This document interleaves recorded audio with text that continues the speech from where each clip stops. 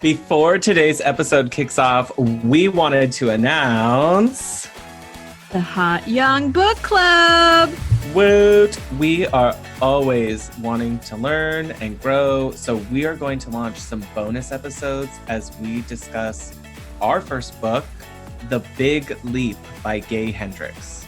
And since we're busy too, we are going to be breaking it down into bite-sized chunks to read and discuss. And we would love it if you all would join us. Our first meeting will be August 7th, and we will link the book in the show notes. Can't wait to have you guys with us. On today's show, we're talking about how to set boundaries in your business. Shaun is a big fan of using tools and handouts with clients as a preemptive strike. And Rebecca loves using automated techniques. We're breaking down how to keep your sanity, avoid resentment, and protect your time. Because no one needs to be answering client texts at 9 o'clock at night. Let's go!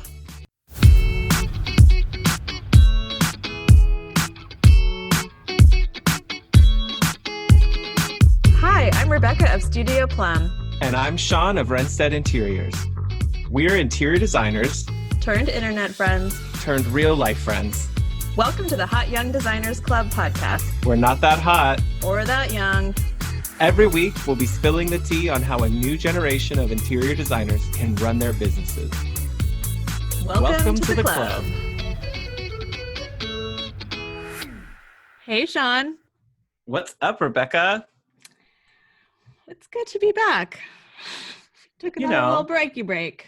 It's for everybody listening, we have so much going on in our lives and in our homes. Rebecca's going to have to be a school teacher soon. Mm-hmm. I'm like part-time caregiver for my dad. So it's just need time to figure stuff out. Well, I think it dovetails nicely in today's topic of setting boundaries. So I just know that this podcast is important to us, but it's not the most important thing. So yeah, we love you. We love all of you, all, thousands of you now, which is like, what? I know. But don't think about that part. It's just you. And I know. It's just us here, just us chickens. We're not going to stress about that, but we're going to make it up to you with some bonus things coming in. And like being an adult with summer coming to a close soon doesn't mean as much as when you're a kid in school. Because life just continues. I know. And it's been like nice that's one of the things I like about having a kid. It reminds you of what's going on, like kind of grounds you in the seasons again, which I lost for a long time. And her excitement for it's summertime and we should do cool stuff and take a breather, go on vacation. And and oh my God, are we gonna, like today she asked, are we gonna have to face Santa this year? 'Cause like she's already like moving into Santa land, but yeah, she's like realizing like there's not. These are the milestones of a child's year. Oh yeah. Summer, Halloween, Christmas. Summer, in her case, birthday, Halloween, Christmas. Anyway, yeah. But a COVID summer is not like a real summer, but yeah, it's got to like get back to real life, back to somewhat of a schedule. I don't know. COVID Christmas is going to be wah. It's not going to be great. We're going to make it great, but it's not going to be what we thought it would be, where we can have like a big raging party with all of our friends and family. I know. I hope it snows. In Sacramento? California. Does that happen often there? Or no, never. Oh, never. LA like randomly will get it, but we don't. I'm coastal. I don't know, how far are you from the coast? How far is Sacramento from the coast? 150 miles. I'm probably wrong.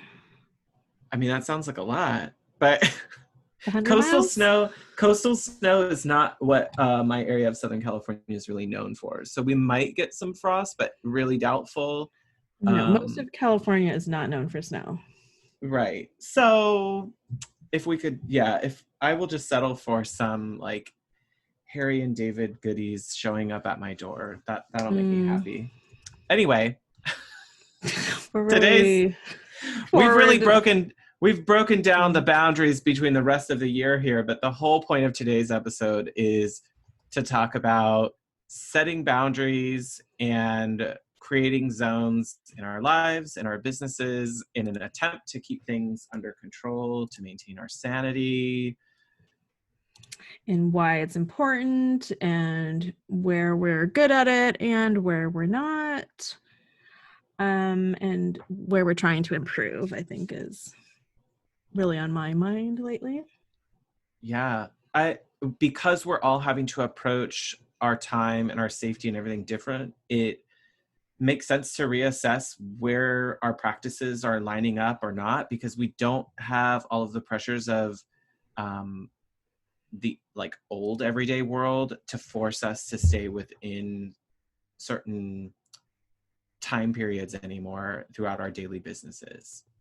Well, yeah, the whole concept of an integrated life is um Blown. really happening. Well, like everything is just together. And in some people's families, like they're doing like it's like the one room schoolhouse, like well, it's like more like Little House on the Prairie where everyone's doing everything in their one house.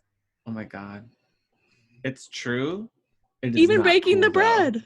Yeah.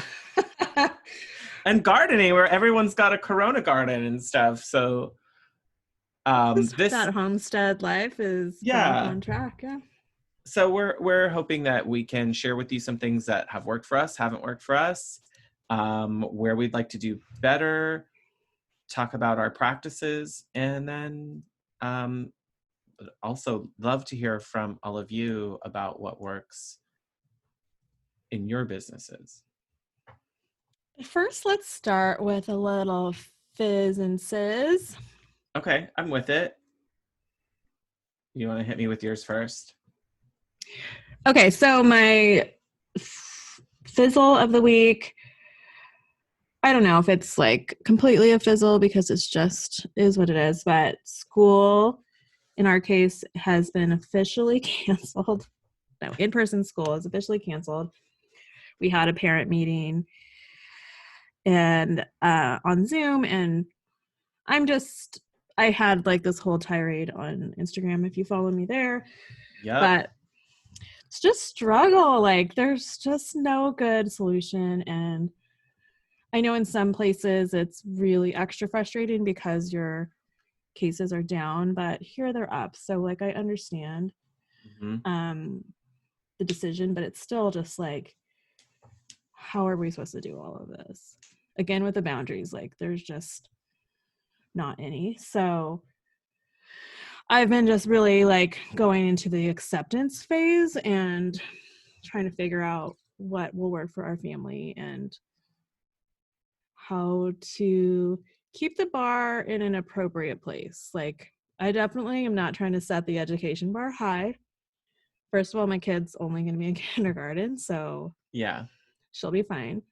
But also, I don't want to set it so low that she's like, I don't want to do school today. And then she doesn't. And it's like this setting this pattern of we don't do hard things because we don't want to.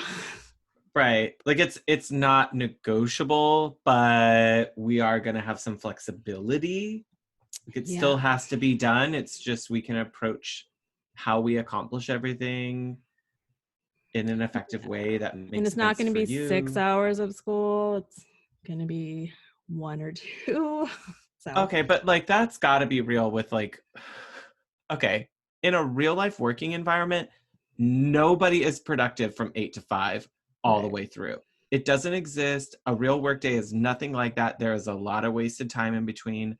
School has all of that stuff built in for play and imagination and exploration and freedom of thought. And I feel like, Social. And I'm especially not, kindergarten, like yeah. And I'm not the mom who's going to like have make it a all rigid. spreadsheet and it's time for recess. Like, we're just, I mean, I'm not that mom and she's not that kid. So She's not going to fall for it at home either. Like at school, she's going to go along with what they do, but in the house, Right. I already get that energy from Cecily. She is not playing that. Like She'll she do it knows she once, doesn't but have to. she is not doing it for a year or whatever this Yeah. is going to actually be. So, yeah, that also, I kind of just like woke up to the fact that our school starts August 12th, so it's like 3 weeks.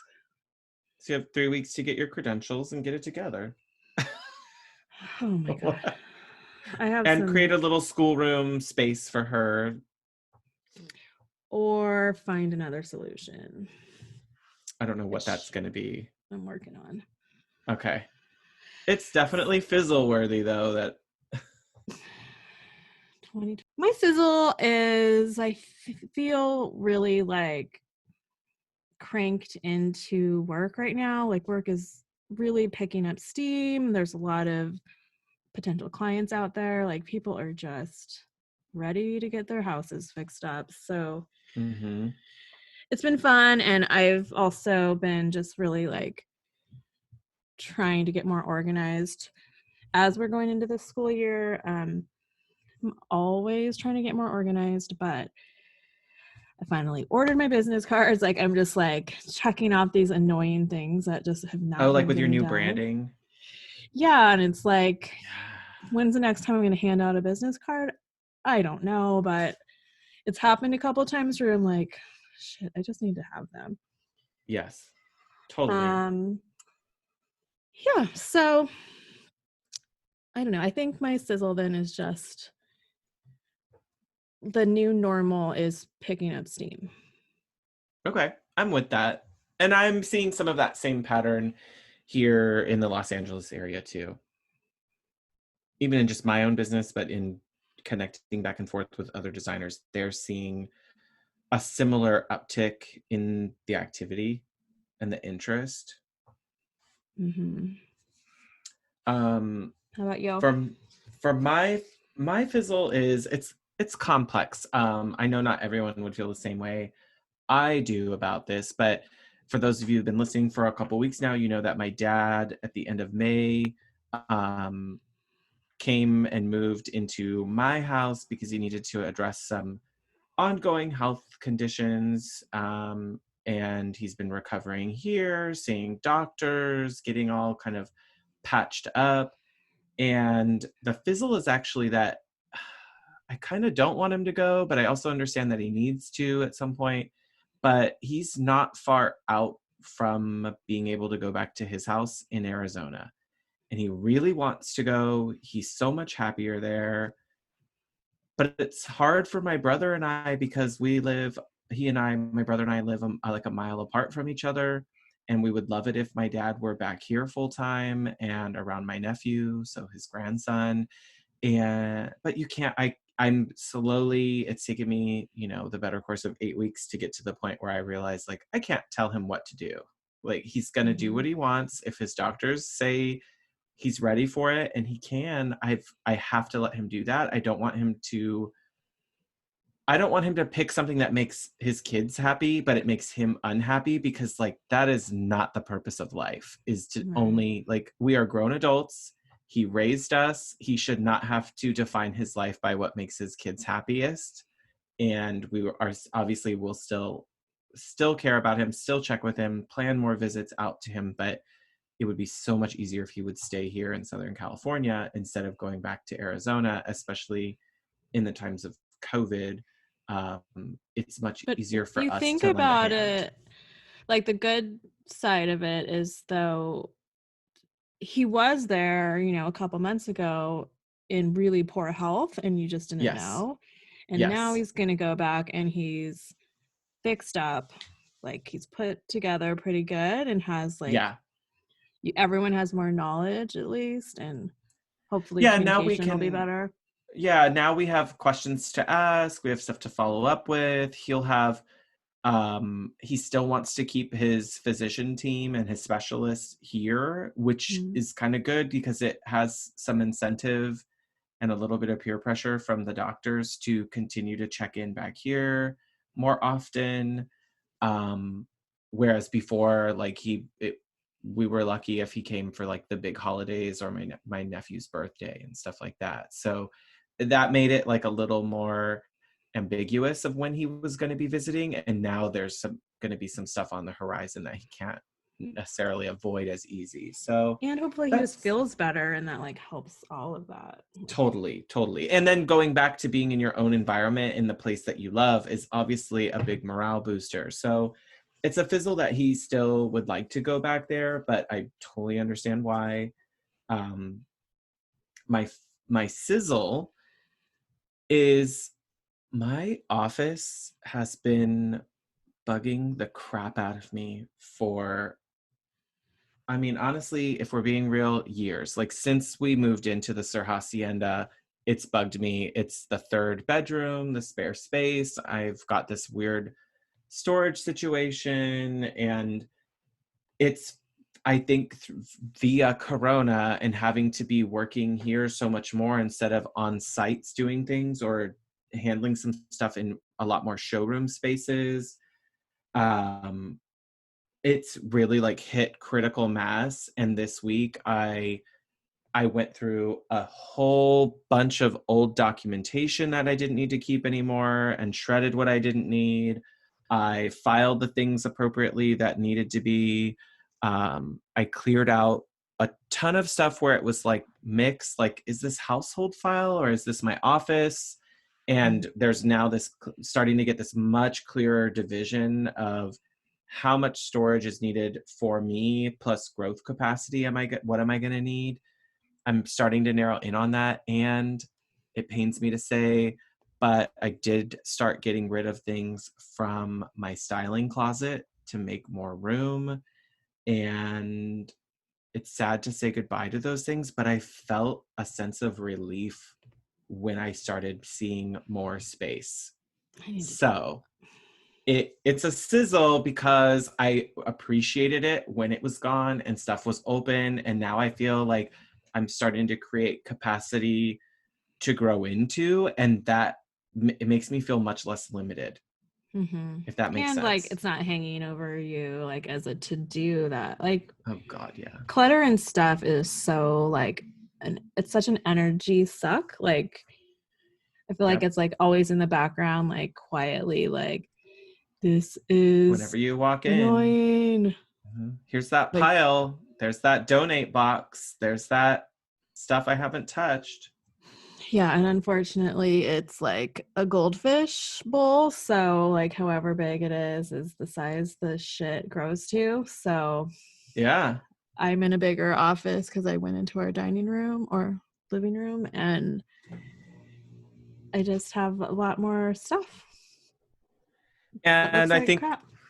that's what I'm learning is the more stuff that I can see, the more anxiety it's giving me and Mm-hmm. pressure. So it felt good to alleviate some of that this week and get it started, because I've been waiting to rip off the Band-Aid for a little too long.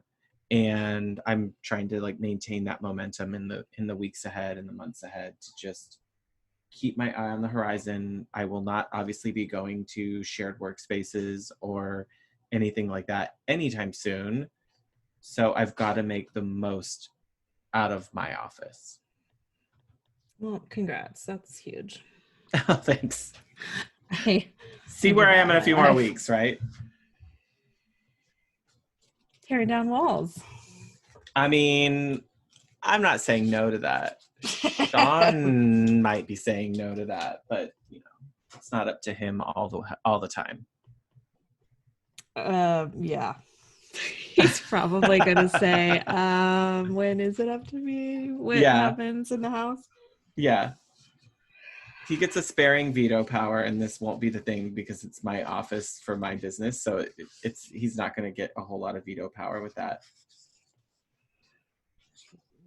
Should we get into the nitty gritty of everybody's boundary issues? Let's do it. Where do you want to start? Well, I think I'm going to start with why we started wanting to talk about this. We were having a Marco Polo convo with our little design pod, and I think one of the other designers was talking about just having an issue saying no to a client that she didn't want to work with, or the budget was too small or Oh, something. And yeah. her and I were talking about just like how it's just hard for us to say no to certain things. And you Mhm. came on like all snappy, like, first of Who? all, like, Who are you talking about? and you just like schooled us.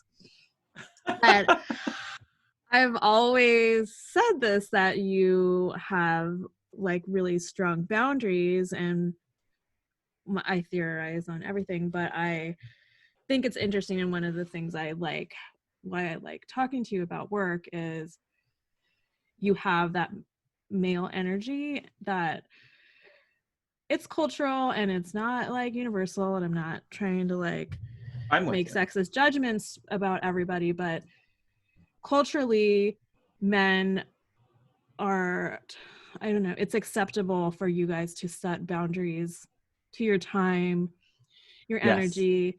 You don't feel the need to be nice. And Right. been thinking a Like lot being about a the people difference. pleaser isn't the priority Yeah, for a lot and of the difference men. between being nice and kind is different. So like Yeah. being nice means to kind of like suck it up and be quiet, and being kind means doing the right thing for everybody. Right. So yeah, you're always just like really good about like shutting shit down, or just like stating your boundaries from the beginning. Like there's a lot Yeah. of situations you don't even get into because you've been clear. It's like the preemptive strike of, God, it's so awkward to have to deal with these weird conversations with clients. Wouldn't it be nice if I had already headed this off at the pass and didn't have to deal with it and avoided the problem to begin with?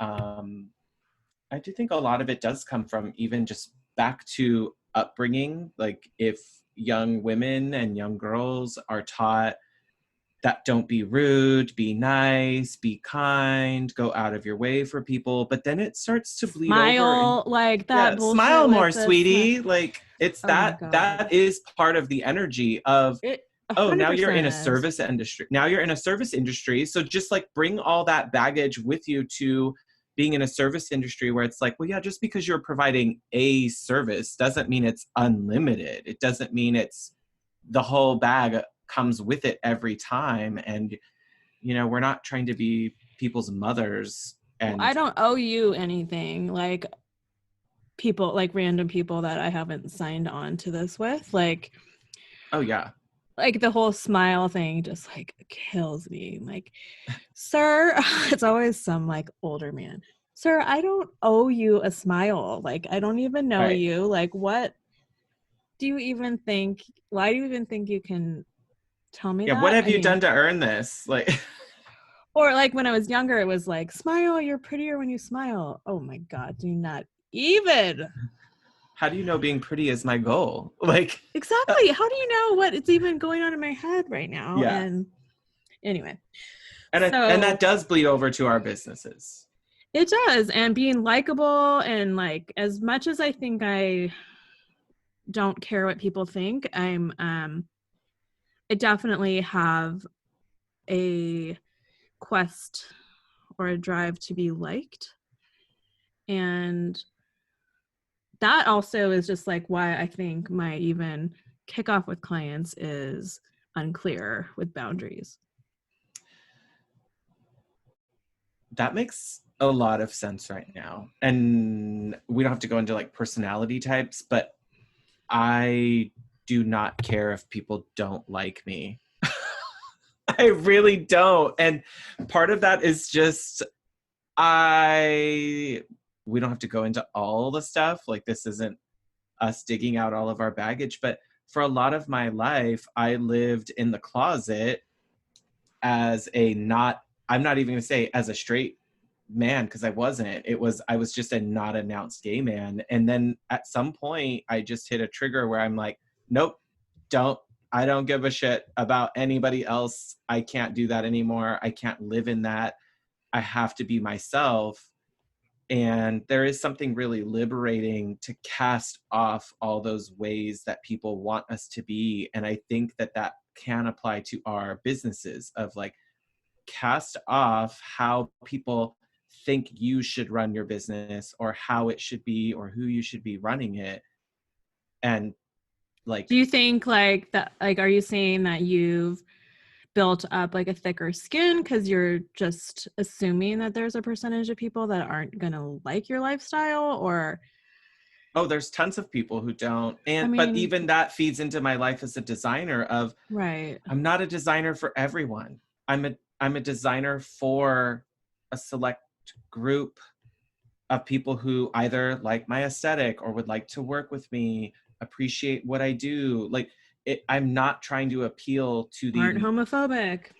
yeah, I need you to be cool. I need you to be not homophobic. I obviously I try to vet out who I'm going to work with, but I want to work with cool people with imagination who just fit what I'm trying to do. And so it's not about trying to make, I'm not trying to be everybody's designer, the largest common denominator. I'm Right. actually seeking the lowest denominator, or how do I say it?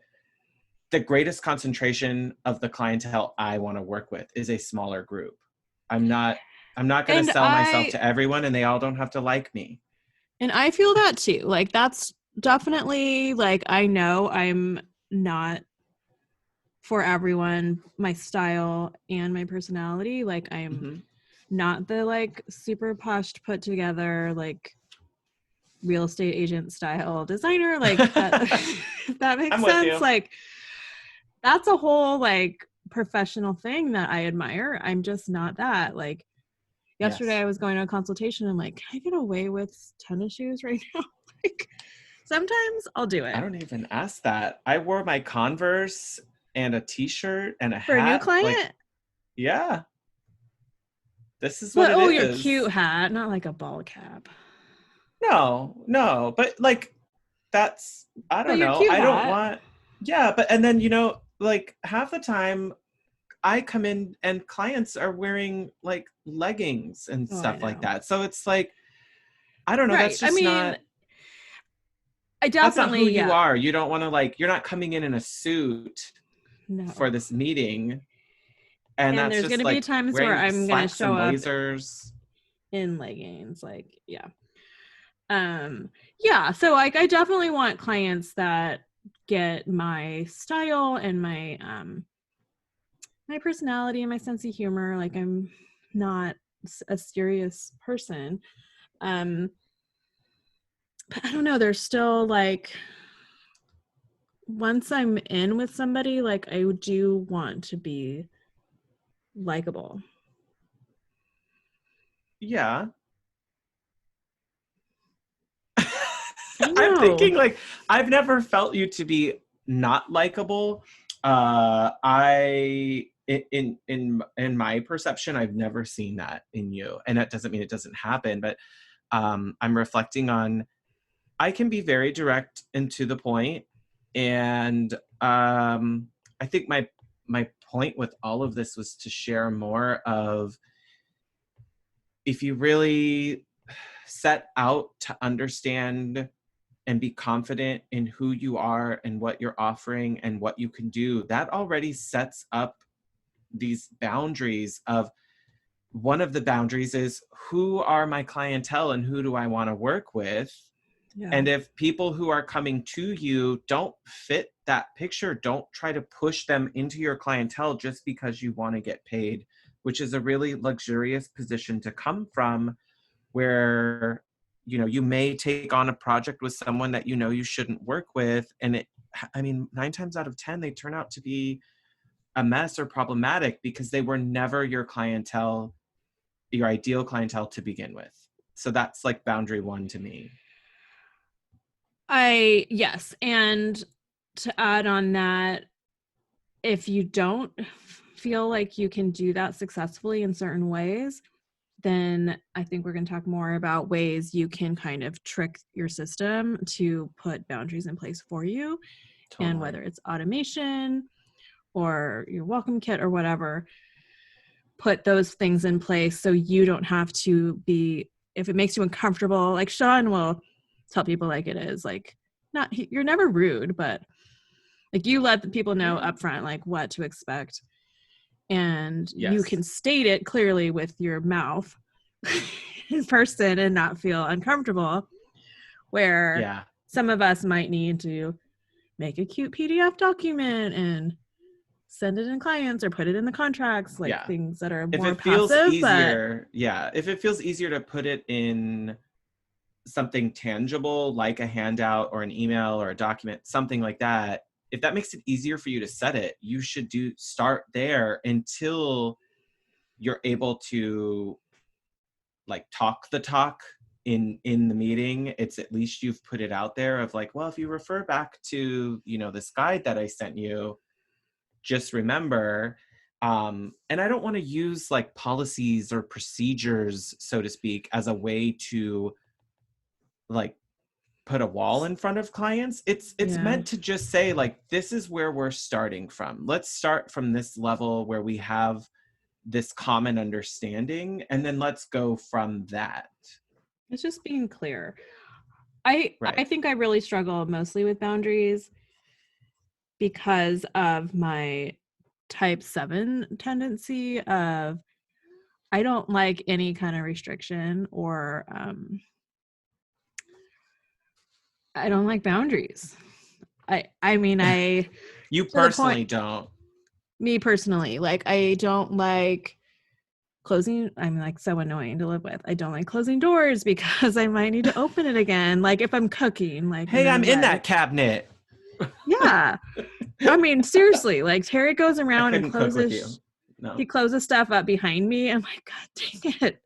I'm so annoyed. So now we have open shelves. But Oh no. You and I couldn't cook in the same place because I'm definitely yeah. like, I got everything out of this, close it up. Okay, if I come back later, fine, Yeah, whatever. I But don't like closure and I don't like limitations. Like, I like there to be like a ellipses on everything that I do. So totally. it's hard. It's hard for me to be clear and put that in place.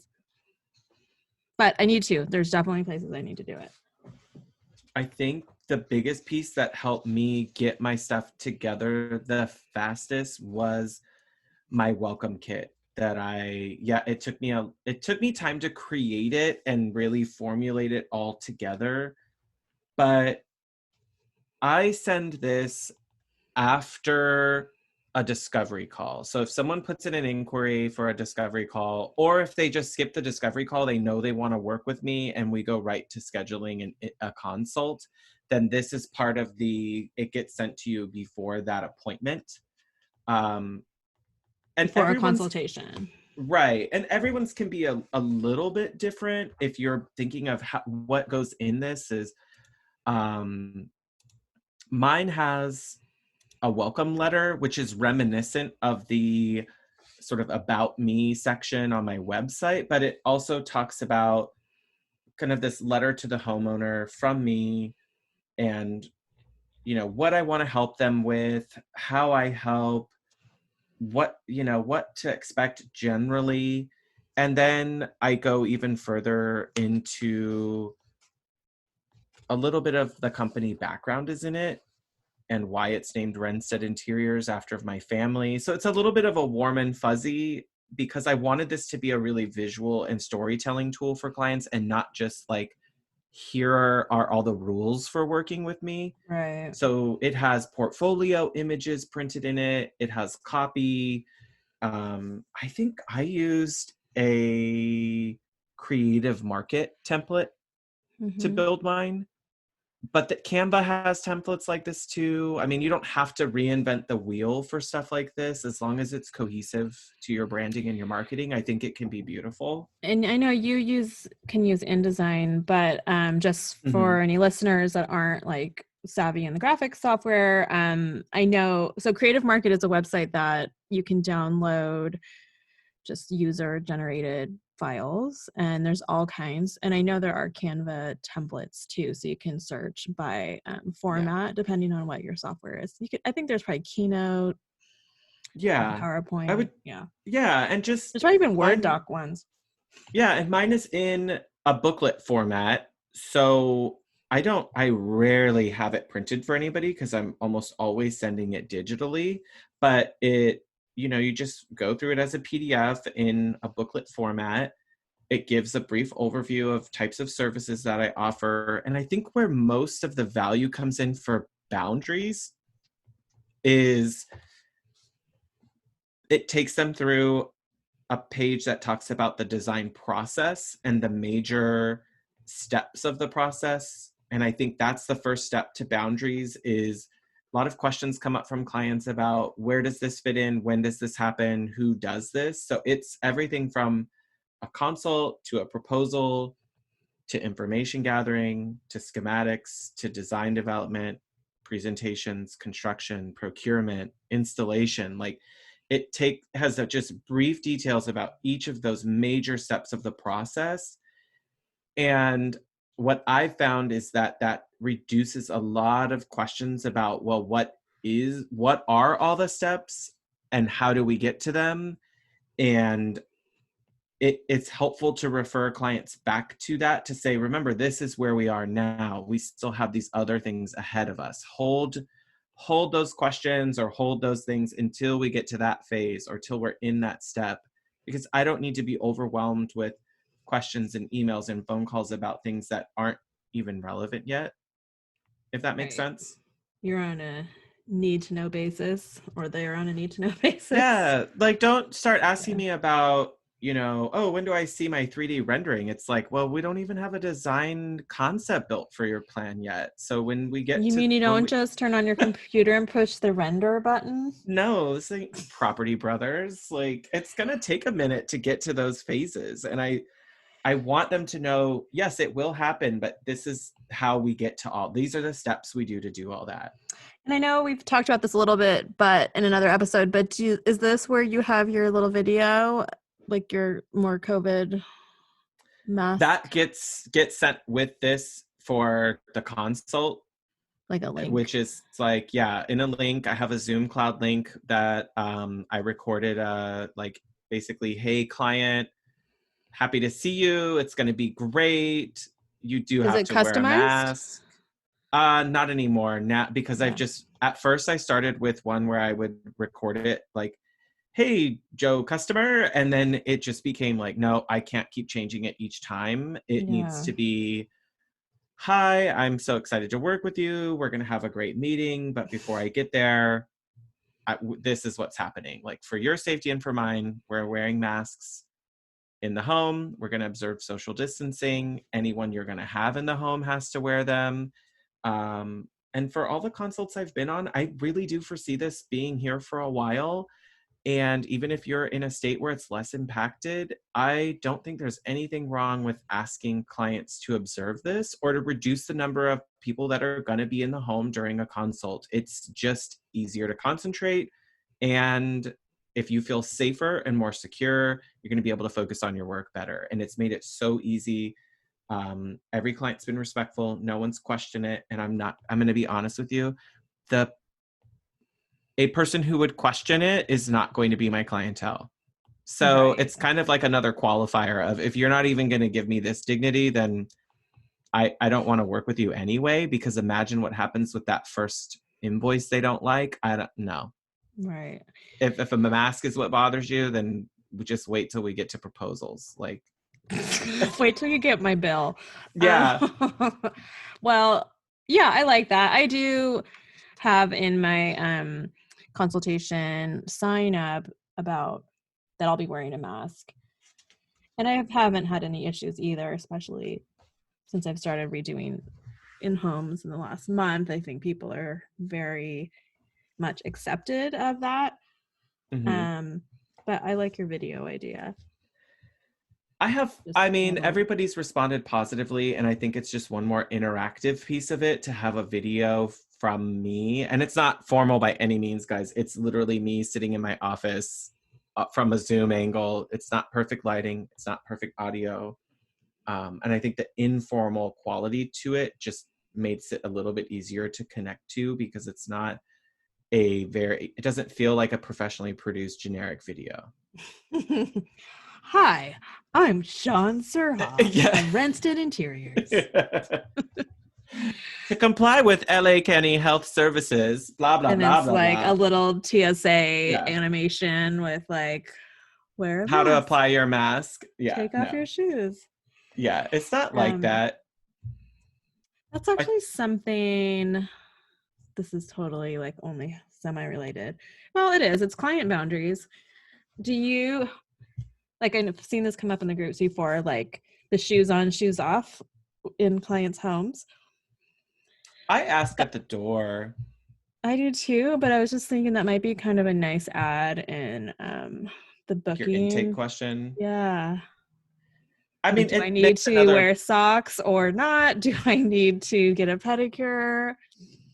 Yeah, I have like my little slip-ons that I wear those. Mhm. This is very non sequitur, guys. They're like It's those, they're boundaries of basically, people's they're like a little homes. nylon. They're like A a little, no-show sock yeah. nylon. They're Hmm. really meant for like women's heels, but I don't have any problem wearing those if there's any like real. It's not like a gender thing. It really is like they work and they're perfect to wear in my little slip-on loafer. Like Yeah. being barefoot in a loafer is kind of gross, guys. Anyway. Side Um note. yeah, You need side a note. boundary for your shoes. Yeah, Um, yeah. but that's like some of those things that I think, I don't know, those like the other way of thinking about boundaries is when we're first meeting a client, those societal boundaries are in place. Yeah. And like, do I take my shoes off in your house? Like, how are we going to interact? Because down the road, like we've talked about before, like you're in an intimate relationship with these people. And a couple months down the line, you could be just walking in their door without knocking. So I don't know. I think it's kind of nice to like slowly reveal, like Introduce set the that. boundaries in the beginning and get what the clients are too. Like they should have some as well. Right, exactly. I try to work with clients as much as I can on availability, but my welcome kit does talk about like through my intake forms, it's like, how do you best communicate? What are your preferred contact methods? So I do try to toss it back to them of like, here's your chance to tell me what works for you, because some people are happy to respond to emails during their workday, and others would much rather you set a call at the end of their workday to just go through things. Um, that doesn't always mean that I'm going to line up well with how they would prefer to communicate. Nearly everybody would prefer to receive text messages, but I do not text. Like as a general rule, I do not text with clients. I find that it's very distracting. It's hard to keep track of for billing because I bill hourly. It turns into a barrage of questions and things that you can't effectively discuss in a text message. And I just don't do it unless it's like, hey, I'm stuck in traffic. I'm going to be late 20 minutes for our meeting. Or, you know, just make like if I hadn't heard from them to confirm a call or something and we're really getting close to that time, I might send the message, looking forward to talking to you at 1. But generally, it's almost everything via email or my scheduling link. Yeah, I'm, as you could expect, kind of bad about it. It definitely depends on the client, but I know sometimes like certain clients I can tell too don't get to their email very often. So Mm-hmm. it's hard when it's like little things of like looking at, I don't know, Like, but check doesn't this that, out. yeah, It's that's totally what I'm worried annoying. about. It makes me resentful to be like, oh, great, you're sitting on your couch looking at Pinterest at 9 o'clock at night, but I'm with my family right now. Like, Yeah, I mean, I've how gotten pretty rude. good at like like, I'll answer a little bit and then be like, send me a list. I'll look at this tomorrow. But it's I true. never want to feel resentful of clients, and that's why I just don't text. It's very It's a good rare. policy. Um, and I just find I can't accurately bill for the time because I start associating texting with my own free time. And it's like, design might be my passion, but it's not my life. So I want to have that firm, like Monday through Friday, 9 to 5, and then weekends by appointment only. And it's not every weekend. Like, I really don't want to work every weekend. I left that behind a long time ago, having to work weekends. And if I don't wanna, I don't wanna. I don't answer emails or like do any kind of official work for the weekends. Like I don't want a client knowing I'm working on the weekend, but I always work on the Do weekend. you delay the send on emails to do that? Sometimes. Yeah. Yeah. I set mine in Gmail to like wait to send until Monday at 8 a.m. Yes. Uh, My email client does that too. Yeah, for sure. Especially if I know they're gonna be like hot on it. Like I definitely wait. But do you have like a service level, like how long clients can expect to hear from you for? Like if they send you something, do you set up when they should anticipate being able to hear back from you? I don't have an official commitment on that. Like a communicated commitment. Yeah. This is my old banker talking because mine, I tell them in the welcome kit, like I will respond to like any form of communication within 48 hours. It's almost always faster than that, especially for projects like contractors or plumbers or whoever, like anybody working on a job, or the client goes, I don't know what to do. Like I can assess, oh, this feels more important. Yeah. Or I reply, I said, let's talk about this tomorrow morning. Call me on your way into the office. I don't mind taking that as my first call of the day just to get it out of their mind so they're not stressing about it. But Yeah. I also don't want to be pushed to feel like they, part of this is when you're doing a lot of jobs, my experience has been that a lot of clients start to feel like their job is your only job. So I do Oh, make sure that I everyone. share with them that like I am doing multiple projects, multiple things. The internet is helpful for that, and social media, that I still will post to stories when I'm at other consults or other sites or other meetings or working in AutoCAD. And I think that clients need to be reminded that while they are a priority for you, they are not the priority. They are Well, they may not a be your priority priority. today.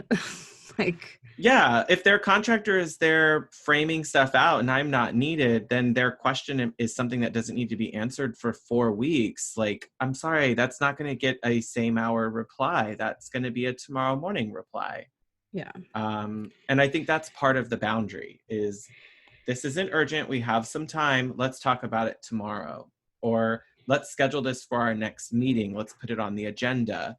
And it's not to kick the rock. It's just to say, like, this is a great question. We should talk about this at our next site meeting. With other things. Yeah. I I know social media, I really struggle with this because I do so much on my own house that's like also kind of my job. So I don't know. I always felt this is like the nice, I think, girl problem. Um, I feel bad if somebody thinks I should be working on their thing. I always like project what in my head, like what other people think I should be working on. Like they Does that see make sense? you Instagramming about something else and they're thinking, Yeah. where's my floor plan? Yeah. Oh. Yeah. Yeah, I could see where people might feel that way. Do you try to give timelines for when you expect a project to be ready, like before a design, like from concept through presentation? Do you give them in your proposals timelines of when they should expect to see that from you? Yes. Um, my timelines are just all messed up right now though. I think it Like, just depends on your workload. mhm.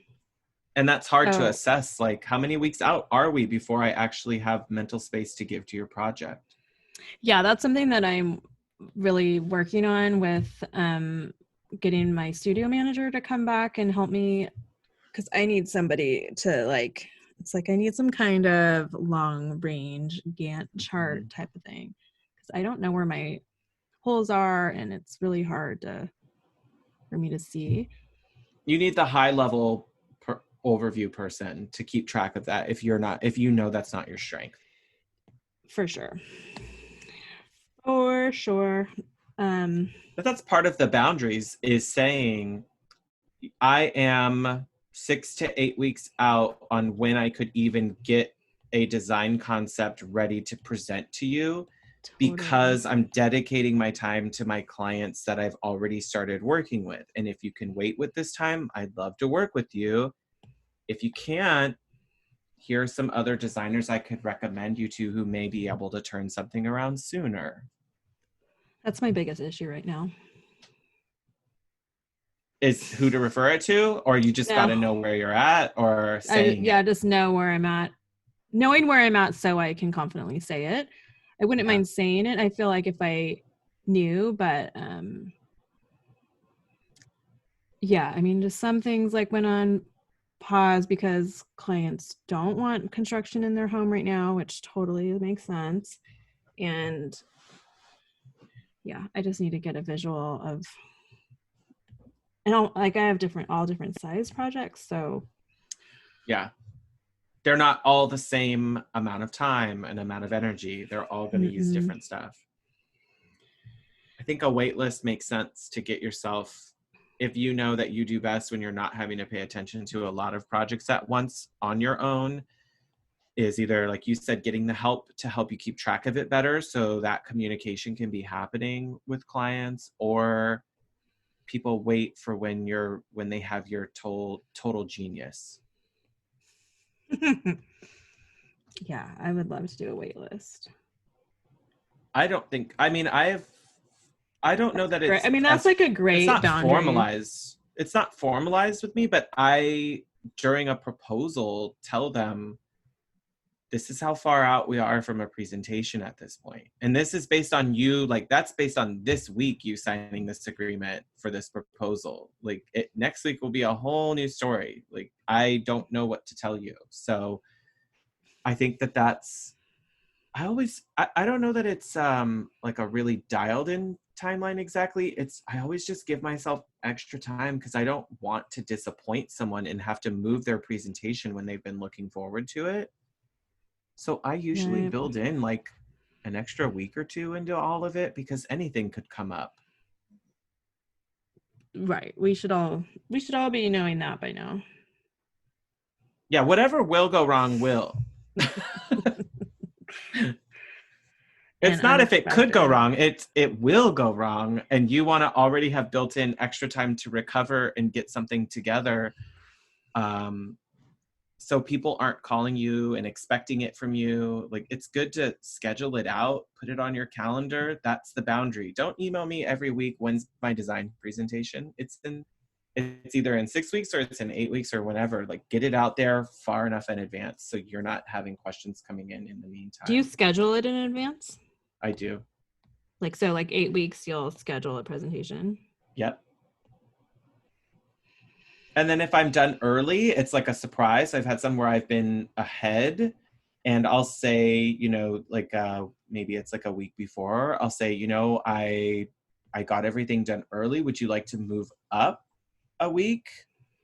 And here are some dates that are available to me in that week. And if it doesn't work for them, we just keep the original date. That's another That's trick for good. boundaries. Don't ask people when they're free. Tell them when you are available. Which brings us back to our bestie acuity. Oh, Like yes. it's like a really great way, and still I don't know, it's kind of passive, but it's also just clear, like here are my available dates, and you can plug in what you want to be available, how often you want to be available, how busy you want to look. Yeah, if you Um, want 50% of your dates to or times to disappear just because you know you need extra time built in and you don't want people to book on top of it, it'll cover that for you. So it looks like you're busy. yeah, like yesterday was Friday and I booked. I had a 9 a.m., and 11:30 a.m. with you. I had a 1:30 p.m. in person. Then I had to be back for a 4 p.m. Zoom. I didn't have like A lunch. moment to breathe. No, it was terrible. So, Gotta pop that yeah, lunch hour into your calendar so it blocks out a time I because people will know. take whatever you give them access to. That's what I've learned. Well, yeah, especially if I'm sharing an Acuity link, like here's my availability, and then it looks available. Like they're not doing anything wrong. Yeah. They don't know that that's like, oh shit, she won't get a lunch today, or she only has 20 minutes to get across town, or that's where Acuity helps of it can pad your appointments so that way you build in some extra commute time on either side or time to run through a drive I through if you have Yeah, to. I do Like, that. but I do sometimes that, but it's I not just like enough. work to where it was like, oh no. It like And it perfectly all worked together to where I had 10 like minutes a between very each busy thing. day. And that would be probably the learning the thing with Acuity that's nice also is that you can continue to finesse what works for you of how many days a week do I take discovery phone calls, Right. or how many max per day will I take, and how many max per week will I take. So if you know that too many discovery calls just gets overwhelming for you, then it's only 2 a week, or Yeah, those are the adjustments I need to make because like 1 for a a day while, and like 2 a I week. wasn't, yeah, for a while I wasn't just getting that many booked where it was a problem. But now it's like, oh, a lot of people have some questions about their house right now. I'm Yeah. getting a lot. So it's all good. The more that we can protect ourselves and our time, our mental health will be better. We won't be resentful of clients because it's for many cases it's not their fault. We're giving them the ability to do these things. So they're, you know, they're taking what you're giving them. Totally. In my case, like that's why I'm not really complaining because I know it's totally my fault, all of the things that are a problem. Um, and the stuff with my boundary issues, I think what I'm realizing is they don't bother me on an individual basis. Like where I know you'd probably be annoyed with some of the stuff just because it's like infringing on you. It doesn't totally bother me to get sidetracked. I kind of like being distracted by something new, but it's not good. Like Right. my personality kind of enjoys the like shiny object and But then my it possible derails you. ADD. Yeah, and like my day's screwed, and then the end of the day I crash super hard. So it's not good. It's not healthy. It's not productive. So I have to like put some kind of bumpers in place so that I don't screw myself. Yeah, I I'm the ping think pong, I like, think it's or not ping super pong, the valuable for pinball, you. Yeah, I you could easily spend your whole day being bounced around and get nothing done. and enjoy it kind of, but like deplete myself and get nothing done and piss Yeah. other people off. This I is mean, I think basically what I do. that's like the philosophy of when I entered into business for myself after having worked in corporate culture for so long was I took away the things I really liked about my corporate culture job, which was a set start, a set end, very few, if ever, calls outside of work hours unless it truly was an emergency. And I really appreciate that. It gave me a lot of boundary between my personal and my professional life. And I still respond really well to that at home. Like when I'm work is laughing. over, I'm laughing because even in my corporate days, like I bent the company to my whims of I would like flow in at like 10 if I wanted to. I'd take a long lunch, but I'd work till 7 or 8. This was before I had a family. yeah. I'd come in on a weekend, like if I felt like I needed to catch up or I wanted to, I don't know. I just always And like now it's made impossible. right. I always made sure that I was in a position where I could like have that freedom and flexibility. So it's I don't like boundaries. Yeah, I mean, I never Uh, had boundaries. I dated people at work. Like I was just bad. I mean, It's a I don't bad know. version. It's different I depending was on the friends work with everybody at environment. work. Yeah. I had friends at work. I mean, my But they're most of my friends were my work friends, work. and they still are. Oh yeah. I quite a few of the people that I met during my banking career are still very close friends. We worked in different departments with each other. We moved to different roles and responsibilities and then would follow each other to different departments because we really just meshed and worked well together and were part of some of like the highest performing teams because we just cared about one another. I think that's valuable, but Yeah, I think what I took away from it was I felt appreciated, but it was never a question of, expected. oh, it's time to take vacation days. Like there was no question. It was like, yeah, your vacation days are your right, and we all want to get our vacation days, and you're gonna get yours, and someone's gonna cover for you, and that's how it works. And then in my own business, I don't ask. Like I had a client when I went to, God, it seems so long ago. I went to Morocco last spring and was an amazing trip. But I had a client who was coming through an onboarding process before that. And at their discovery call, I said, I just want to put this really far out there for you that in 6 weeks, I'm going to Morocco and I'm going to be gone for 2 weeks and I will not be responding to anything. Like I will have access to Wi Fi. I will not be responding to anything. So if we're already there by then, great. If we're not, it will wait until I'm back on this date. And they were like, okay. And it was just closed. It was done. There was no texts, emails, phone calls, emergency this or that came. It was nothing. I had another project that was under construction at the time. And it was like, here is your team. Your contractor is your go-to. There is absolutely nothing that's going to come up at this phase of your project that needs to be interrupting this. And I don't know. I mean, I care, but I can't care to the point that I sacrifice my mental health for someone else. Right. Like I'm not Yeah. married to these people.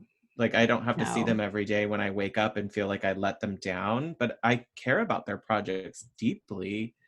I just can't let it be sacrificing my own personal happiness for theirs. Yeah. That's not part of my design fee, unfortunately. My personal happiness fee is Yeah, ten you can have thousand dollars an 2% of hour. my own personal happiness to make up for the ones you're lacking. Like, no, sorry. No, ma'am. That's not what that's going to happen for me.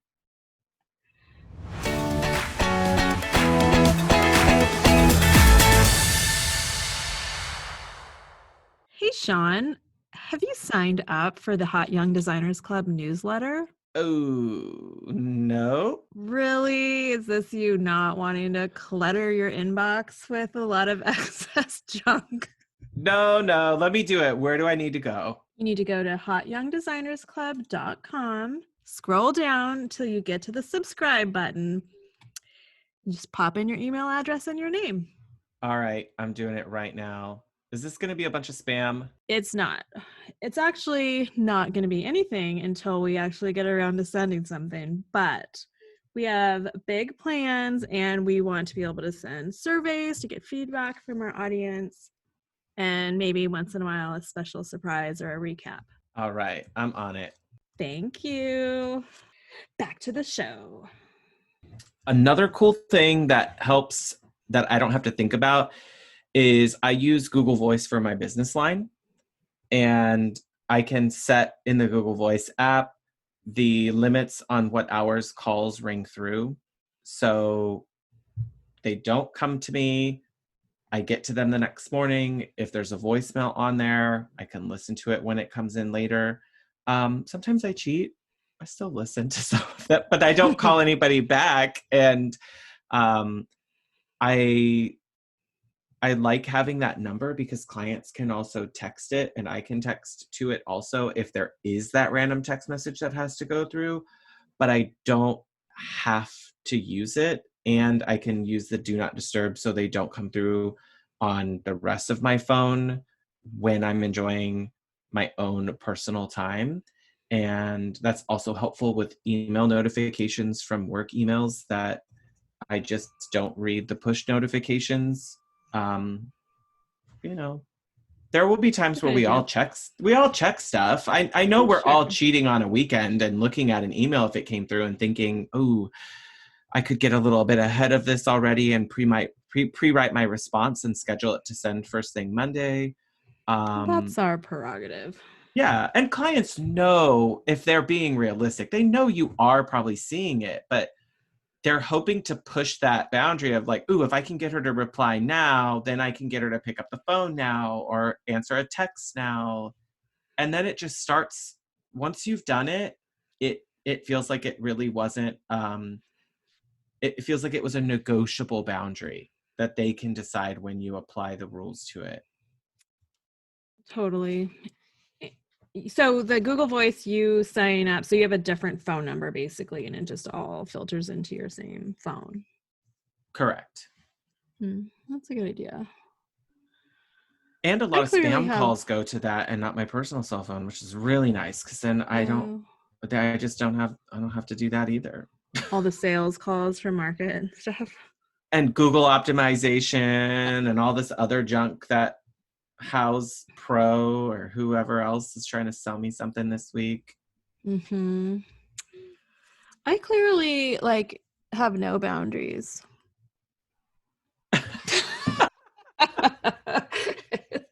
It's a I feel that sometimes from you. Like you were like, "Do you want to record an episode at 9 o'clock at night on a Saturday?" I'm like, "Oh, girl, no!" Like I I don't want because see, to. I my philosophy with all of it is like everything's jumbled. Like everything's the same in my brain. So like I mean my husband does not appreciate this, but like I will do some family stuff, then do some work stuff, then have dinner, the kid goes to bed. Well, my husband goes to bed early too when he works. So I kind of have the night. Night is mine. It's on your own So to do what you need to do. yeah, a lot of the times that's like my time. So I don't know. There's something kind of fun about it to me. That's like my home It's alone time. it's like, yeah, getaway time. Like, ooh, look at me sneaking off to my office. And I can take wine with me now. Yeah. I know. So like part of me like really holds tight to this idea of wanting to integrate everything because I am one person and the mother, the wife, the business person, the Instagram person, they're all the same. And I like kind of work hard to not compartmentalize them, if that Hmm. makes sense. I think I Yeah. used to do that or felt like I had to. And so this time is me kind of like doing this the way I want to, and all of it is part of me. But all that said, I need to do some more work around it. I need more clear boundaries up front, but I first need to make them for myself. Hmm. Like you have like that great welcome kit, but I don't feel strongly about that stuff. Yeah, your personal or business philosophy may not be the same as that. Like you might be okay with text messages and that's I might okay. be, but it's also not sustainable. Like I can't have 10 clients doing that. Like, No. I It's not mean, scalable either. Like it's okay no, when it's a little bit tighter and slower, but if you are the main point of contact for, a dozen projects at a time, that's going to start to freak you out when you unlock your phone and there's 50 messages. Like it already is. there's a couple types of people. How many emails are in like on your phone like notifications right now? 273. Oh my God, we are total opposites on that front. I am a clear it or file it or categorize it or delete it like right away. I can't. But it doesn't bother you to see all those. Well, something happened. they, they went unread or something. Oh, I also have 5 email accounts. Oh, But something happened and they went unread, and I have to go back and like figure out what they all are. But I just changed the benchmark. So like my work email has 177 unread, but ooh. I know now when it's 178, I get a new email. Oh no. Oh Okay, I'll no. clean it up. No. Okay, that's gotta It go. does That's kind of going annoy in a me. Just Stop episode right there. It does kind of annoy me. I'm not one of those people that has like 10,000. Have you seen those? It just turns Yes. red. Yeah. When I see It's the just like a screenshots red for dot. that, I know. I can't. I can't, y'all. I want to know that part of it for me is I treat my email like a checklist of maybe it's not done yet, but I have a file for it and I have a Dropbox for it and everything goes Like it's been in and handled. then it's been handled. If it's sitting in my inbox, it means it hasn't been handled yet. And it's got to be done. I'm one of those, like, by Friday I need to have cleared my inbox, and that's also another holdover from my corporate banking life. Is like, is there anything left this week that I haven't addressed and I'm going to leave someone hanging all weekend without knowing if I actually read their message or if I followed up on it? And it's okay to send hey, I did read this, but I need some more time to work on it. Expect to hear from me next week. And Yeah. that's totally cool. And I think people respond really well to, hey, I've read this. I'm going to reply later today when I have some more time to think about your questions. Like, Yeah. people eat that shit up. They They're like, oh do. yeah, they're looking at it. They're paying attention to me. And I think most people have an appreciation for, oh yeah, my life is like that too. Like, I read it, but I didn't have time to reply yet. That's cool. But clients love to know that you're paying attention. It's true. And they tend to give you more space when they know you already saw it versus like, did I just send that email into the atmosphere and then they never got it? Right. And it's not on their radar. Right, precisely. It's true. All right. I'll clean up my inbox. Don't go changing who you are, That's overnight. not I know really who I am. you're a No, rebel, but yeah, I'm not usually that bad. Like something did tweak that it's annoying me too. it's time to update those settings or But yeah, like something. my husband is like you, but he actually deletes his sent emails too and the Oh, trash. I keep a lot of sent I keep emails all of because my sent I need to emails. refer back to them and I categorize them by the client so that way I can follow up on it. If it's like, oh no, we did talk about that. Here's the email date. For That's my a last banking email. that's a banking culture thing of like, CYA, y'all, cover your ass. You need a file where you have all that stuff that's still out there that, like, nope, we for sure talked about that. Here's when we did it. Right. Okay. Well, I've got some work to do. I A know little bit. that. It's okay to know where you're coming from as long as there's some things that you can do to help get you to feel like you have more control over what's happening and that you also have some limitations that don't make you feel pressured because you are constantly expected to be available and ready. Like, you'll know, okay, no one's expecting me to reply to this right now, or no one's expecting me to be online right now at this time of the night. There's something relieving about that. Definitely. And more professional. Totally. Totally.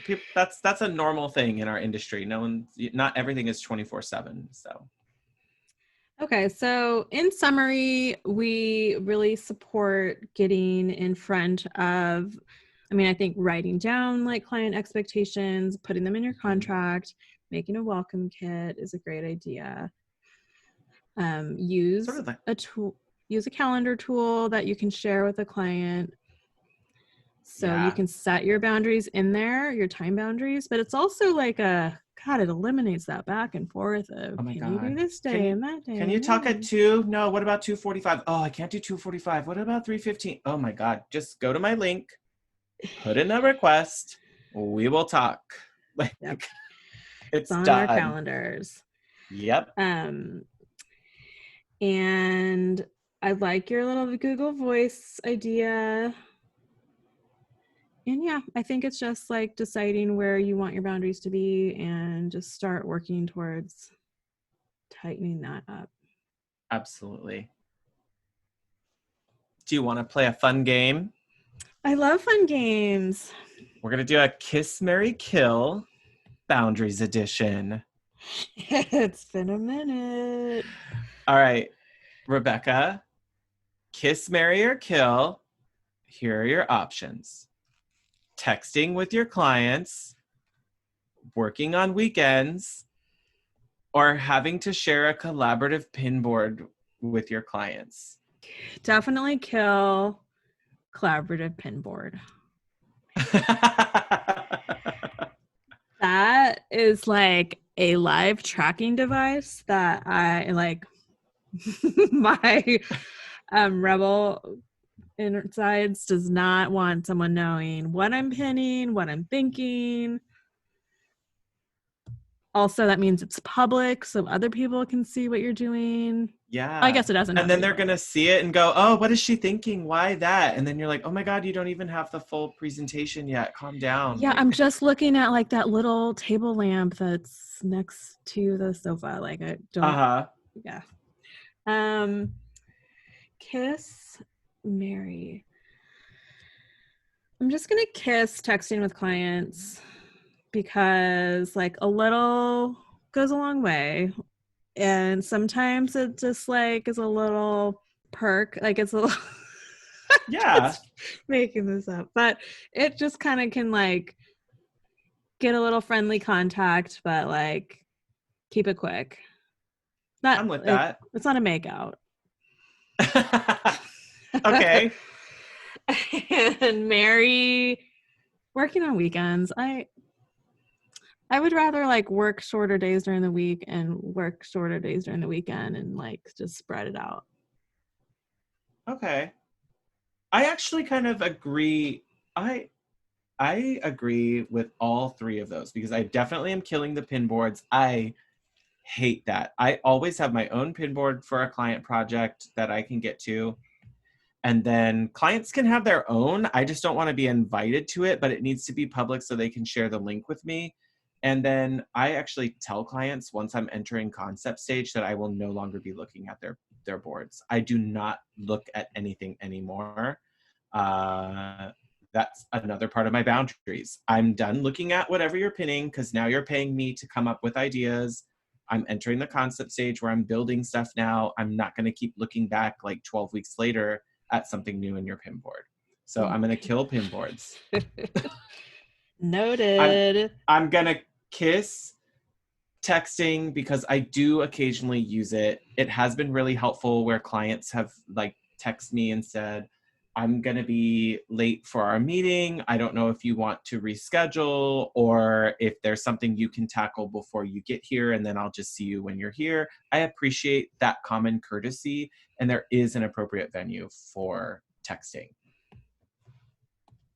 So that's a kiss. And then I'm going to marry working on weekends because I tend to feel a sense of relief if I do some work on weekends, even if it's not face to face work with clients. I know that I'm still going to log on, handle a couple things behind the scenes. And I don't see that going away. Maybe too, because during the weekdays, I will take time away from work hours to handle stuff in my household or like go grocery Right. shopping when everybody else isn't at the store. And Yeah. I don't mind doing that. I know other people are like, "Oh, don't do that. That's your work time." But I I don't mind a little bit of time on a weekend to do it if I need to, and I think more clear-headed. Or working on like my brand stuff, or like right now it's Saturday and we're recording this. So Yeah. some things I that are don't think just that'll ever go extra. away. No, it's like the relaxed, like when you can just be relaxed and not have clients pinging you and deadlines and Exactly. Like no contractors are working today, so I don't have to expect any calls from that. And I love that. right. And our husbands don't mind doing their own thing too. Totally. We're also leaving them alone. Yes. They are married to working on weekends also. All right. We agree on something. Yeah, just not emails. Oh, number of email notifications. No. There's two kinds of people. You are clearly camp a million notifications. Because if it's more than 5, it Only might as well be a million to me.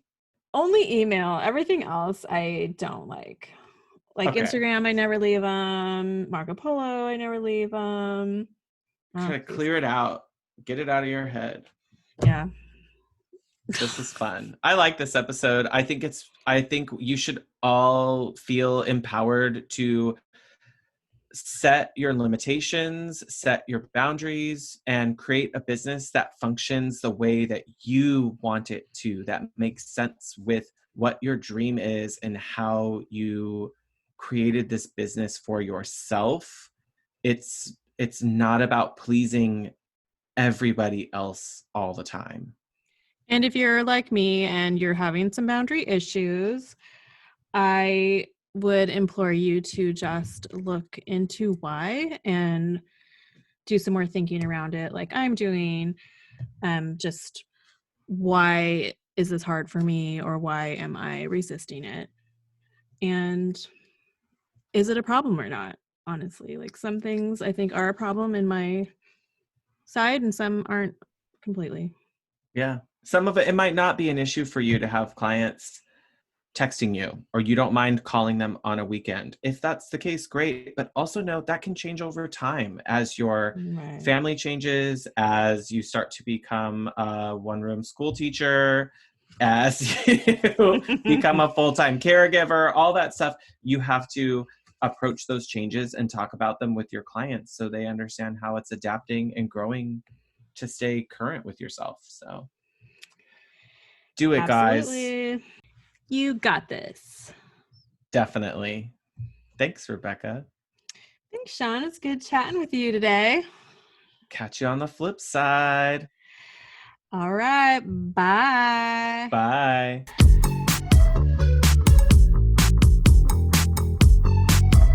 Thanks for joining this meeting of the Hot Young Designers Club podcast. If you liked what you heard, please subscribe and leave us a review on Apple Podcasts. Check out the show notes there for links to things we talked about today. We are keeping the conversation going on Instagram, so don't forget to like, comment, and follow at Hot Young Designers Club. You can find Rebecca on Instagram at Studio Plum. And you can find Shaun at Renstead Interiors. That's WRENSTED.